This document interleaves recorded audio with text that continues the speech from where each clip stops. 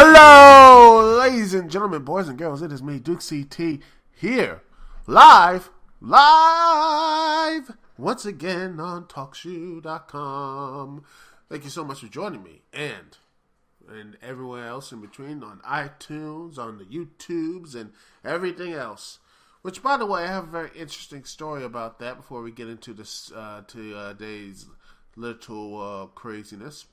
I actually, if you haven't already know, my Electro review has went, I put up my Electro review on YouTube. And with the barriers, I didn't, I didn't think the copyright Nazis would get me, but they did. The copyright people got me. The Fox, I don't know why, they claimed,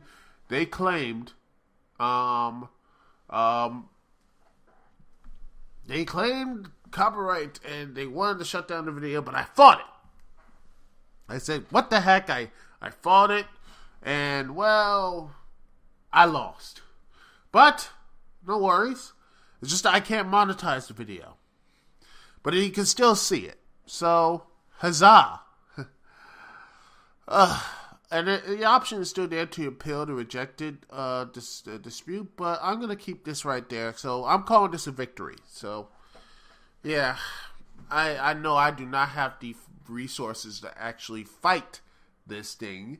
Well, one day I might, but, one day.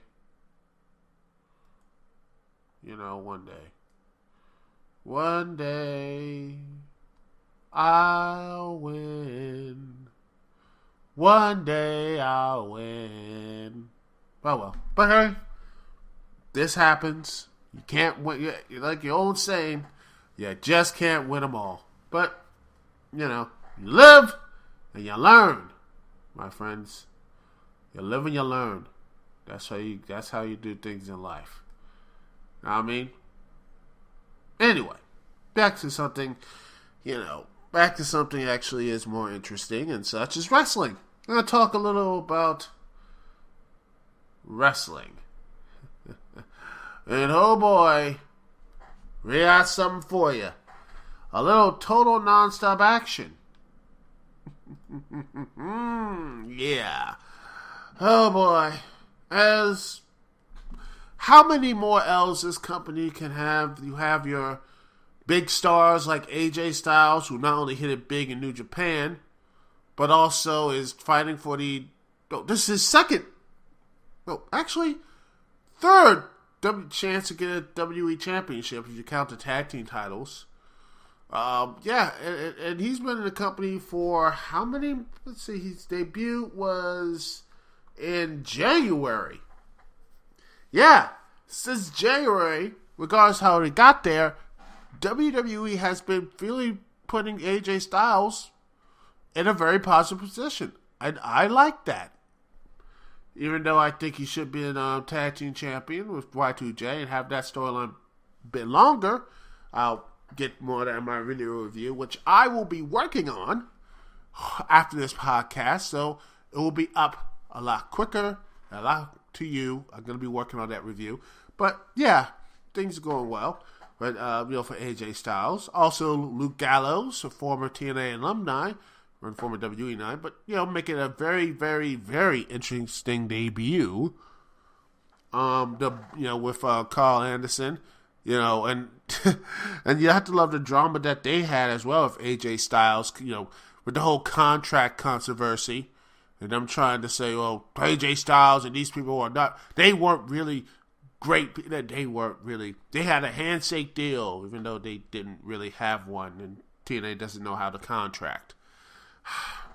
Before you do anything, write on the dotted line. That's all I have to say. That's everything else. You don't mean nothing until they get, sign the thing on the dotted line. That's what you gotta do, people. That's what you gotta do.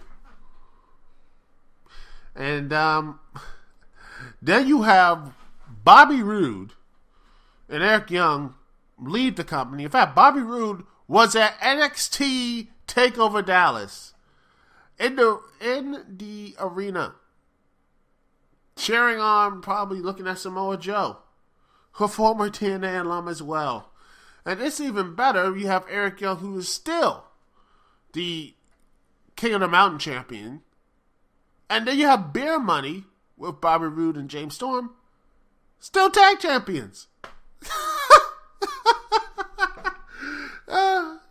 And after, I hope they get the titles belt off them. Even though they did have a fatal four-way for the tag belts, and logic dictates they would actually have the belts get removed. That would make sense, but nah, man, that's TNA style. But the news keeps on coming. In fact, according to Dave Meltzer, TNA has been according to them, TNA have been moving their corporate headquarters. It's actually on PWInside.com. In fact, and Dave Meltzer actually, piggyback and listen to this more information. They actually are moving, according to this, and I'll put the link in the description. TNA Wrestling is moving their corporate headquarters before the end of April. Is that TNA is poop, and it says they're packing up and moving out of their longtime offices of Communist Station in Nashville, Tennessee, to move all of their business operations to the warehouse the company houses all of their shop TNA.com operations comes out of. And they've been in that Communist Station, I probably mispronounced it wrong, I apologize, since Dixie Carter and Planet Energy got involved with the company. They've been there for so long. And now they're now their new business headquarters is, you know what, ladies and gentlemen, I'll put the link in the description. Here it is. This is where their new offices are. The big old warehouse. And not only that, you look at the aerial view, guess where it's next towards? That's right. A dumpster. Right next to a landfill.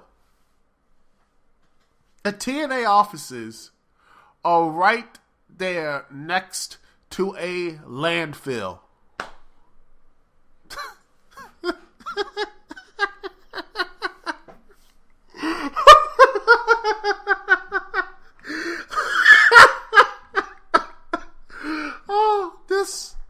I can't write anything like this. I know I feel like I'm a good writer, but this stuff right here, this has got to be, how many chapters, I wonder, it's Brian Alvarez is writing says it's the book of with the fall of TNA. How many chapters is that thing going to have? I wonder out loud, how many chapters? Because fail after fail after fail.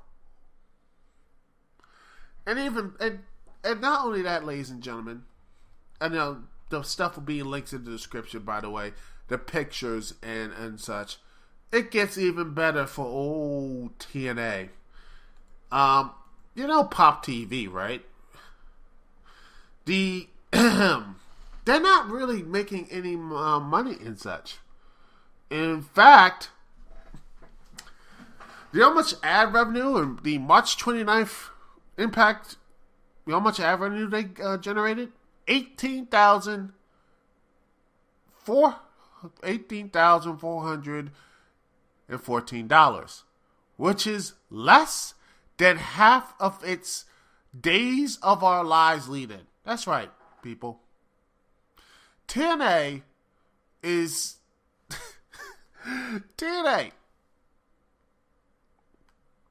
makes less money than reruns of an old soap opera.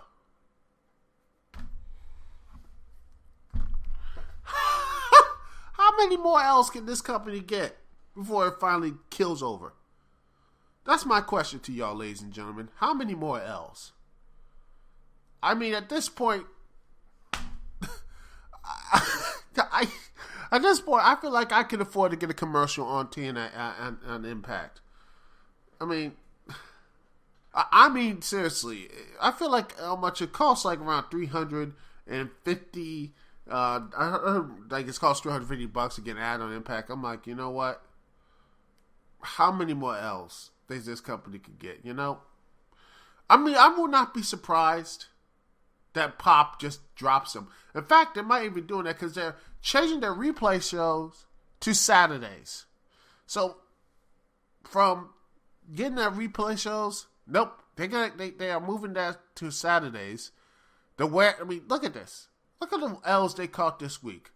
They got the warehouse, next to the landfill. They're changing their replay show to Saturdays, which that's what Pop is saying, that they're changing their show to Saturday, the replays. And now this. How is this company still existing? I want this thing in the comments. Please answer this question. How is this company still around? How is this company still gasping in air and trying to live on and such? And why does it still has this position? Honestly, when Shikara could make better content and more family friendly, a better and more family friendly product to both TNA and WWE, has not got a TV deal. But yet this company, this absolute failure, this quote, you can quote me on this, and whatever, you could send this, any of my fans want to send this to Brian Alvarez or something, you can put this in a quote. Say this company, quote, is an absolute failure. Yeah, an absolute failure. I mean, what else you can say about this company? I mean, what more can I say? What more can I say? I got nothing. Really, I got nothing else to say. This is beyond. I never saw the death of WCW. At least WCW ended with some type of dignity and such. Maybe because I didn't really pay attention to online as I do now. But I've never seen this company, a wrestling company, take so many hits over and over and over again and still be around. This company, it's dead, ladies and gentlemen. I mean, it's at this point, it's not about when or where, it's about when. I don't think this company is going to survive in 2016. It's over. TNA is over. And who's to blame here? Who is to blame? Not me. Not you guys. Not anyone else. And not Taz. Not Samoa Joe. Not Vince Russo. Heck, like I said, Vince Russo made something, but he ain't. It's all on the head. The entire responsibility lies in with Dixie Carter.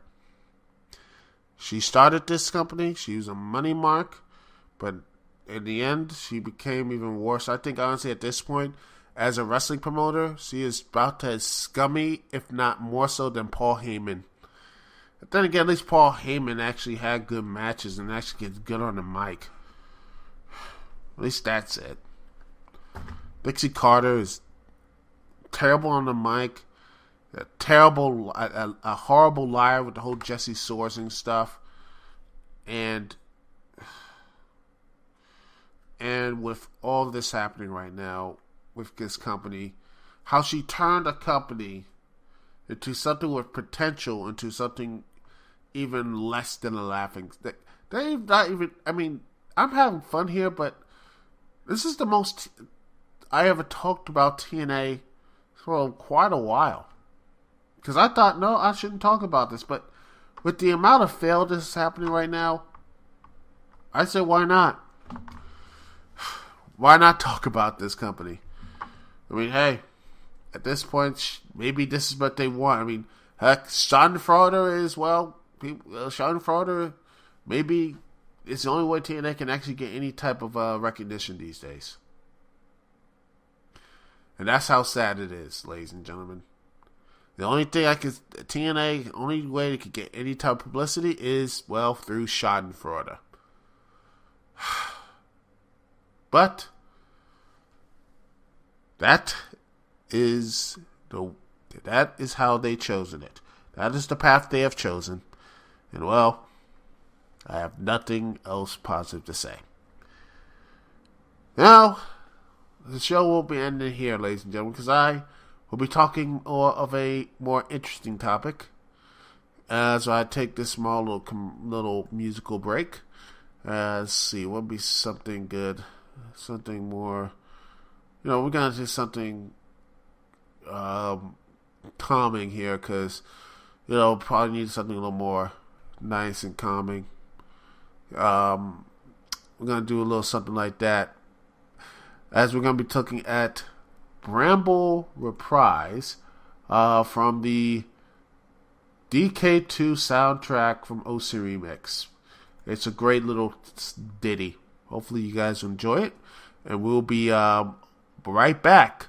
We'll be talking about the interesting casting decisions that Hollywood has made in the past couple of days. Talking about the Doctor Strange movie and the Ghost in the Shell.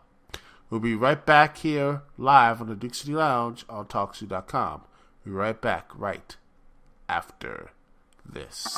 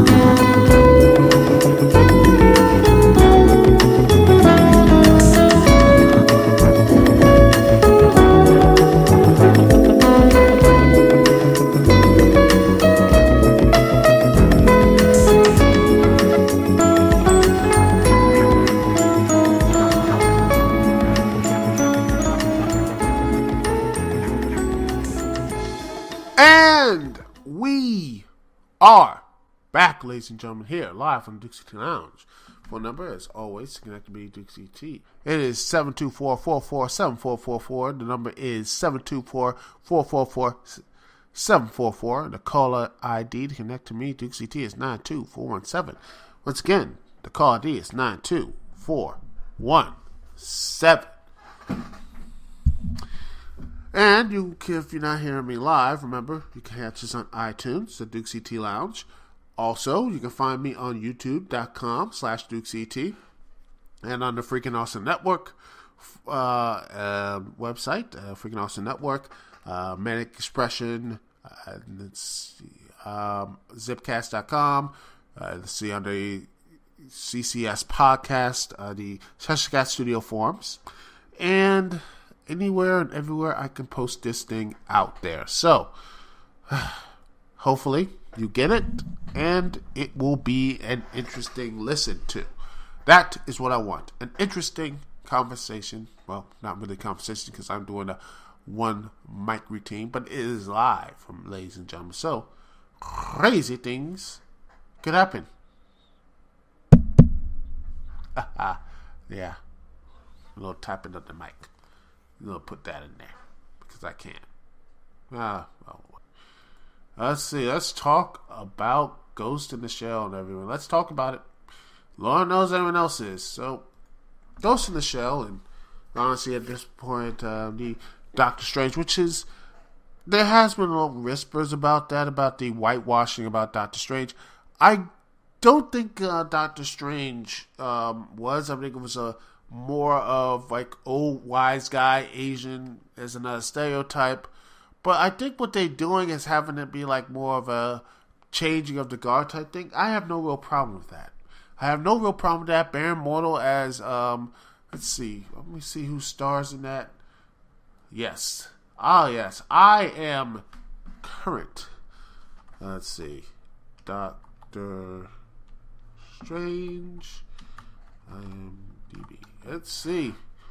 Okay, let's see. The full cast and crew. Good. Thank you, IMDb. Okay, we have Tia Swinton as the Ancient One. I have no problem with that. You have Shootwell E4. Shootwell E4, a man who is known for 12 Years a Slave, Children of Men, American Gangster, and all that good stuff. I think this could be a very good role for him. And besides, Baron Mordo is going to turn into a villain, so hey, maybe a good, strong black villain, which would be pretty nice. Also, and it looks very interesting. So I hope, the keyword is hope, that this film is going to be good.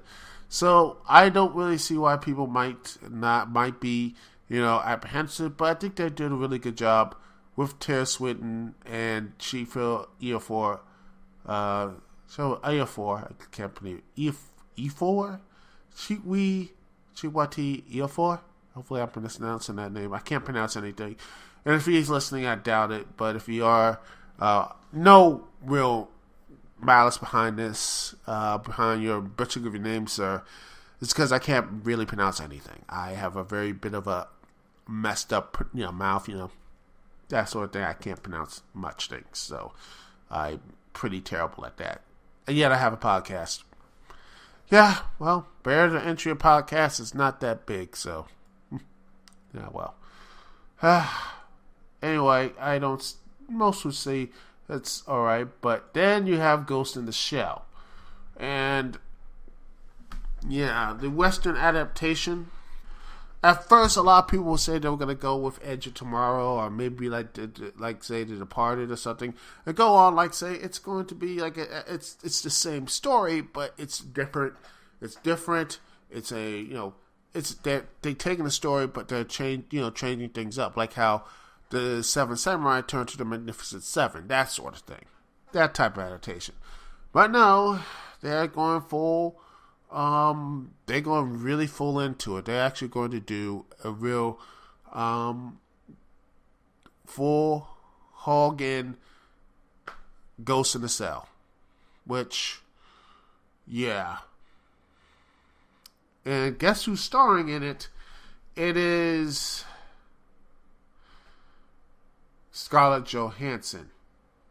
Great. Yeah, because Scarlett Johansson looks so much like let's see,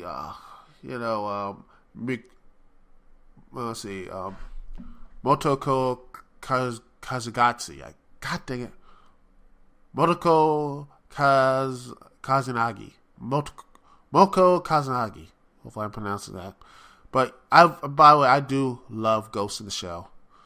Standalone Complex is, to me, one of my favorite anime series that I love to watch.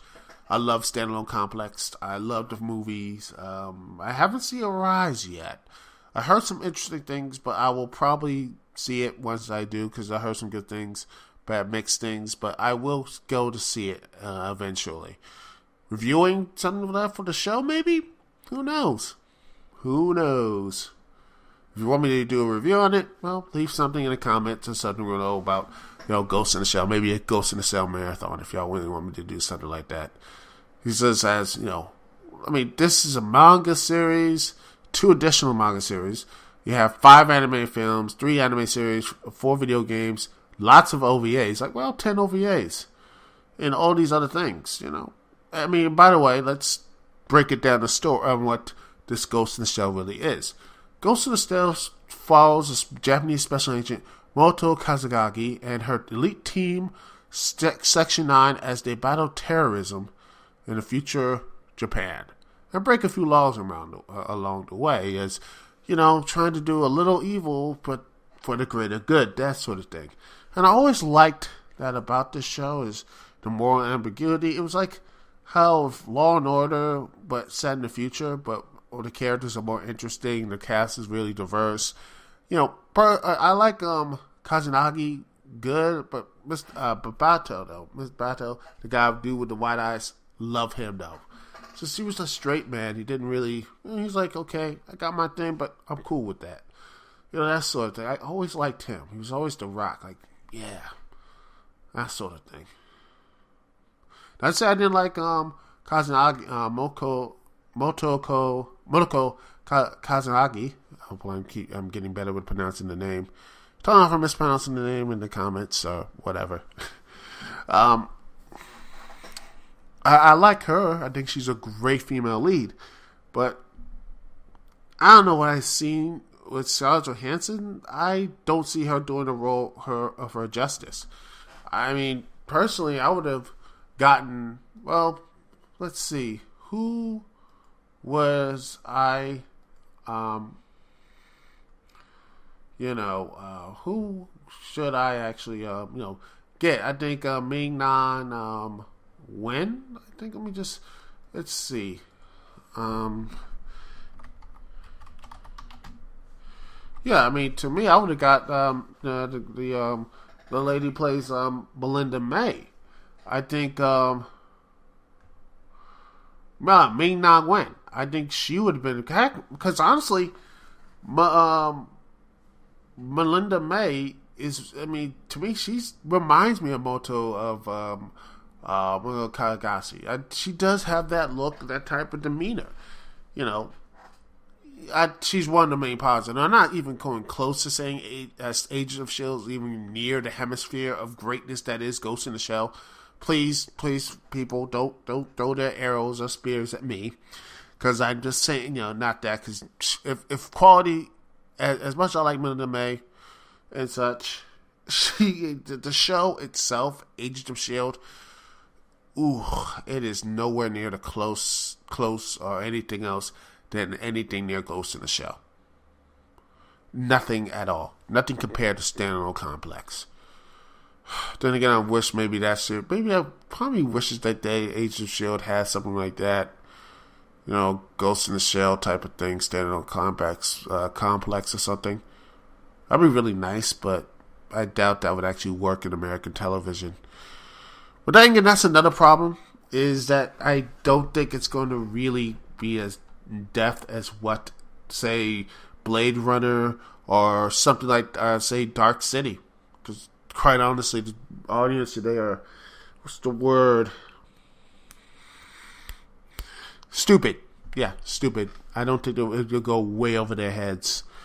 Yeah, so, but back to the point, this is not surprising for Hollywood. Some people will be surprised, but it's not. This has been going on for a long while. You can look at, say, Last Airbender, Gods of Egypt, Noah, Exodus, Gods and Kings. In fact, this is in history, has been going through this. You have lots of history that goes back to this, about how whitewashing and Hollywood has done this, and that's just recent films. That is something that has been going on for so long. It's sad. It's disheartening to really do this. I really feel this way. And nothing against Scarlett Johansson. I think she's an okay actress. I don't think she's really that good. I think she's okay. She's not as good as much as the people think she is. I don't think she's as interesting as Black Widow's fun. Not really. She's very stilted, very, very stilted, and I think that people say that's stoic. No, that's just being really stilted and wooden. Someone like Melinda May, like I said, Ming-Na Wen plays the stoic role. Her confidence in her actions much better than Scarlett Johansson. That's what I feel. And also, well, funny enough, let's see. Let's see. What was that movie? Let's see. Well, it was that big robot film came out in 2004. God dang it! It had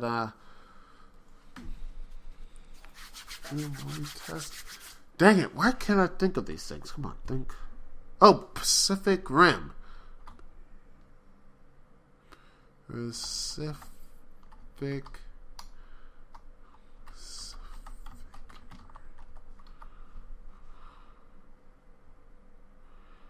Let's see.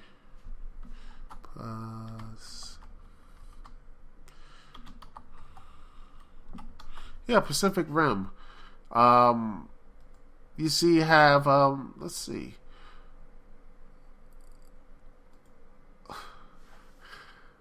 You had Rinako Kichi as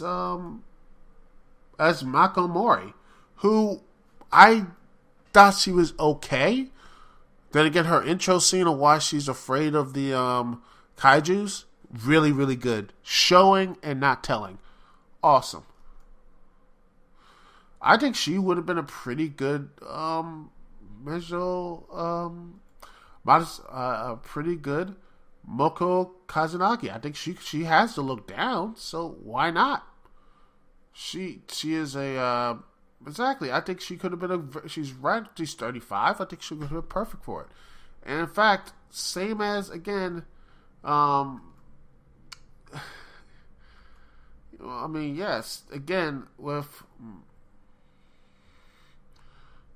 Ming-Na Wen. I think that she could have been really, really good as like I said, she's a little up there, but I think she could play a good I think she could play a very good role in could go role in Ghost in the Cell.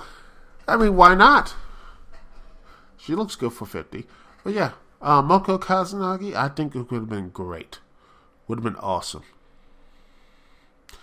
It would have been great, but yeah, Hollywood needs to step its game up, and this is something that they need to really do. And honestly, and a lot of people on Twitter are saying they're not going to see the movie, and I don't know. Maybe they might.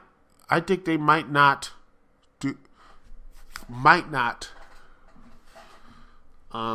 Because at the end of the day, that will be a true test. If this movie fails, and if it's not good, I mean, at the end of the day, it has to live and die of its own merits. And Ghost in the Shell was influenced by Blade Runner, which was a great film, and I don't know why the heck it's getting a sequel. Don't ask me. At this point, then again, that's another problem Hollywood has, making sequels that don't need to be sequels. And again, they're making Edge of Tomorrow 2, which makes no sense. Seriously, why? There are tons of scripts out there. Make something original. Dang it, they're out there, Hollywood. But then again, I don't think it's gonna. The person who's directing this is Rupert Sanders, the dude who did Snow White and the Huntsman. Yeah, this movie it's gonna be terrible. Or they're gonna have a love story or something, a pointless love story. I can see that happening. It's gonna be a complete crapshoot, and Hollywood will once again miss out on another big property that anime, which could actually, since a lot of kids love anime a lot more than comics, I mean, believe you me, that's a big thing. That could be the next big cultural zeitgeist if Hollywood knows how to play after the comic books fad goes away. This could be their next big thing. Hollywood, that next big blockbuster with a little bit of brains and a little bit of action. A little more, a real thinking man action film. But instead, we'll probably have something really, we'll have cyberpunk, a little bit of cyberpunk stuff, like little callbacks for the manga or anime. They'll do some callbacks. We'll have a crappy love story, a very bare bones plot where you don't have to really think.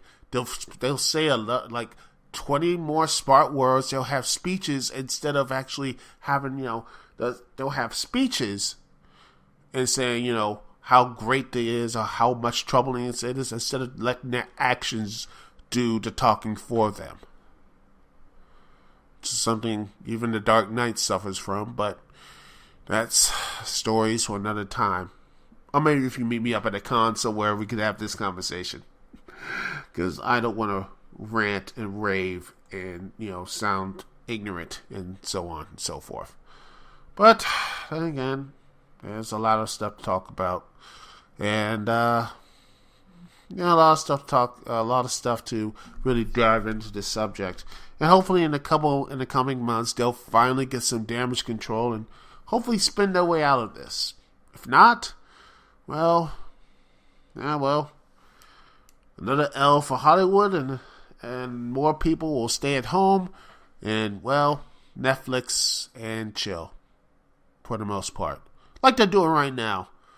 Seriously, other than Star Wars and the Marvel films, no one goes to the movies anymore. No one. Yeah, keep going the same path, Hollywood. Just keep doing that. Anyway, that's my show for this evening, ladies and gentlemen. Thank you so much for listening.